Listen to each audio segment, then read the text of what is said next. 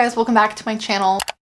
If you're new here, hi, my name is Katie. I'm a freelance editor and an indie author. I currently have 3 books out right now. I'll have them and my editing services linked down below in the description if you're interested. But today I wanted to talk to you guys about how I plan and outline my books. If you're watching this when this video originally comes out, we are in the thick of October, otherwise known as Preptober among the writers, because next month, November, is NaNoWriMo, or National Novel Writing Month. So this month I've mainly been focusing on outlining and preparing to write my novel next month. I'm starting a new series too, so I've been outlining the whole series, and I mentioned that in one of my weekly vlogs, and you guys seemed interested in my process and if I had any tips if you guys are also trying to write a novel next month. So that's what we're doing today. Obviously there's no one way to do this, there's no right answer. Some people don't outline at all, but hopefully this can get some ideas going for you and maybe help you out if you get stuck. I've actually been making these worksheets for myself that I've been filling out to help me with my brainstorming process. So if you want to use the same worksheets that I have been using, I'll have them on my website that you can go download if you'd like. Also, I mentioned in that weekly vlog that I had been reading articles and stuff from writing blogs that I really like. And someone asked in the comments if I would share what writing blogs and resources I find helpful. So I'll leave all of those links down below in the description as well if you want some more reading material. But other than that,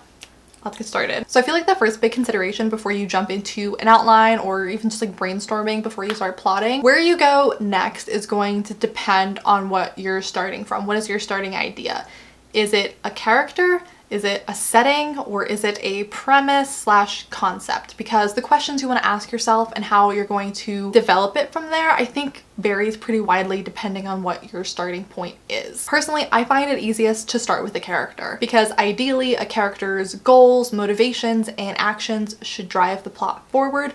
So the better you know that character, the easier it's going to be to plot the novel, because you know what do they need, what's in their way, how would they react to the situation, and that's going to help the plot develop a little more naturally. So like I said, there's no one right way to plot or outline. There's no like one story structure that you have to follow. There's a lot of different methods, a lot of different theories. So I'm just going to be sharing the ones that I like the most and I feel like just like click with me in my writing style the most. So if these don't work for you, don't freak out. You don't have to follow these methods.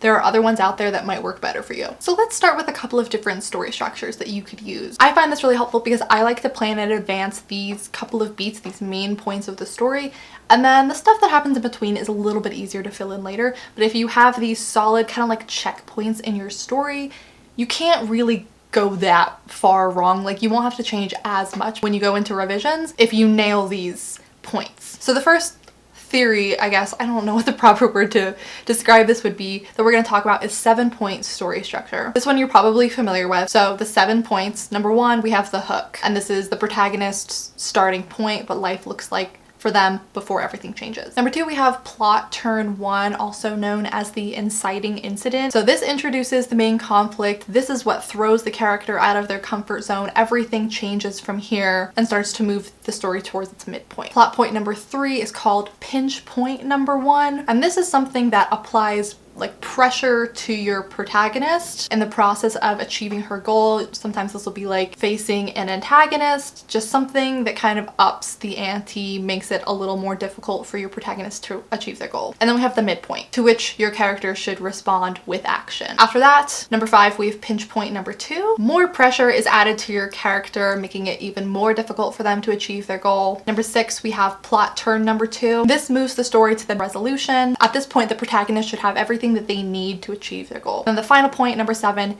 is the resolution. This is where your climax will happen. Everything in the story leads to this moment, and it should be a direct contrast to how your characters started their journey. So that's one method. Another very common structure that people use is the 3-act story structure. And this one's a lot simpler. So I think if you're more of a pantser than an outliner and you don't like strict structure, you'll like this one. So we have Act 1, the setup. Here you want to introduce your main characters, establish the setting. Within this, you'll have the inciting incident, which we talked about. Throw your character out of their comfort zone, everything starts to change, and this establishes the direction of the story. Then we move into Act 2, the confrontation. Create a problem that seems simple on the surface but becomes more complex over time. Basically, the more your character tries to achieve their goal, the more impossible it should seem to solve the problem. Then we move into Act 3, the resolution. Should have some high stakes, challenges and growth, a solution to the problem. Now, just some main points on classic story structure. 4 things actually. 1, plunge your main character into terrible trouble as soon as possible. Number 2, everything your character does to try to get out of that terrible trouble should make things worse. Number 3, the solution appears hopeless. And number 4, your hero either succeeds or fails against all odds. Now, if you're someone who would like more structure to like really help guide you through this, another really popular method of outlining is the Save the Cat beat sheet from the Save the Cat Writes a Novel book. I've outlined my books using this one too. I actually don't like how much structure there is. There's like 27, 28 beats in this one. So to me, that's like too much structure. I like the ones where it's like 7 points and I can fill in the in-between. But that's an option for you if you're thinking, this is too vague, I need more help. That's just like, think of that as the overarching, like the umbrella over your outline or the backbone. That's the structure.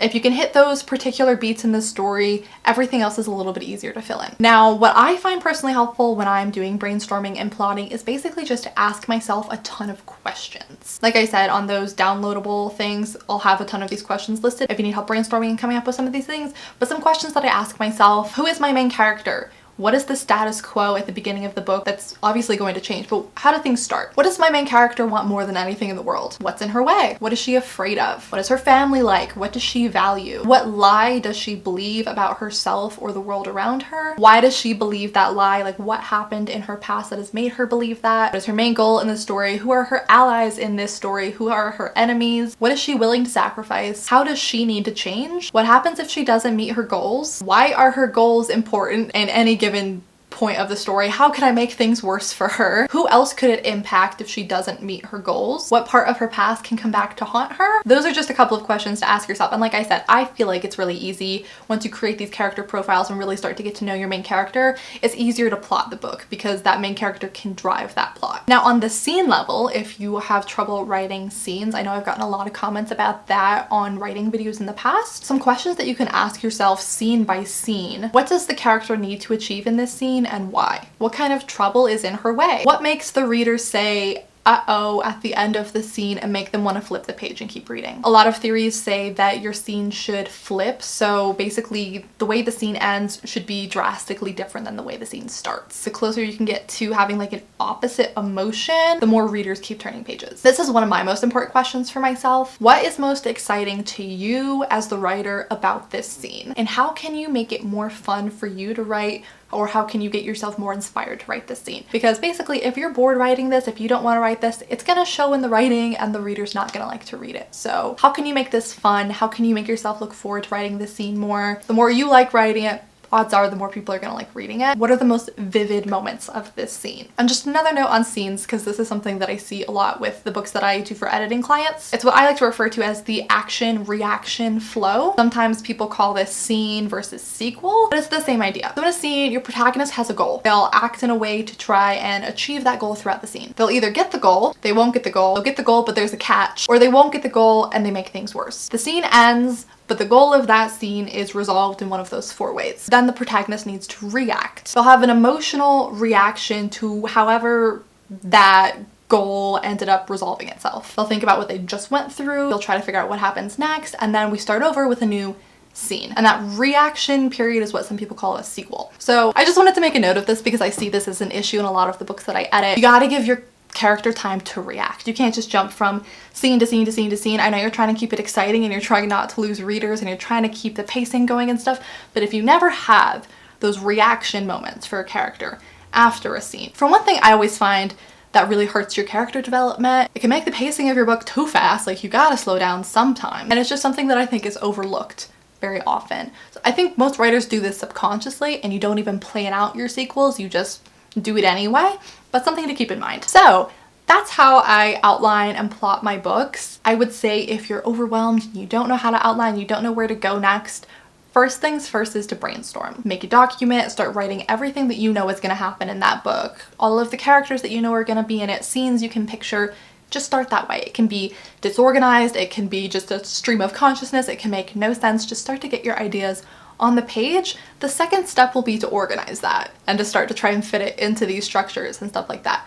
But the first step is just to get it all down, just get it all out. Odds are some of the first ideas that you come up with aren't gonna make it into the book, but you gotta get those out so you can get to the better ideas. And if you get stuck with the brainstorming, that's when I start to pull in those questions to ask myself to try and get some more ideas flowing. Yeah, I hope this was helpful. I'll have a link down below in my description to my website if you want to print out my outlining worksheets. If you're new here, I would love it if you would subscribe and stick around. I put up writing, editing, publishing content all the time. I also have a Patreon page, and one of the tiers is called Self-Publishing 101, where I share bonus videos and behind the scenes stuff on publishing and stuff like that if you're looking for more content. But yeah, I'd love to have you stick around. I'm hoping to have a lot of fun content come out during NaNoWriMo, and best of luck to you if you're trying to write a novel next month. You can do it. We can all do it. I believe in us. Don't stress yourself out too much. Have fun with it.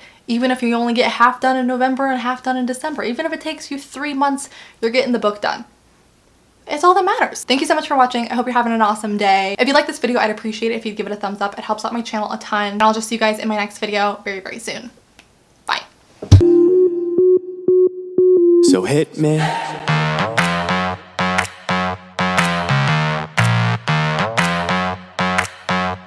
So hit me.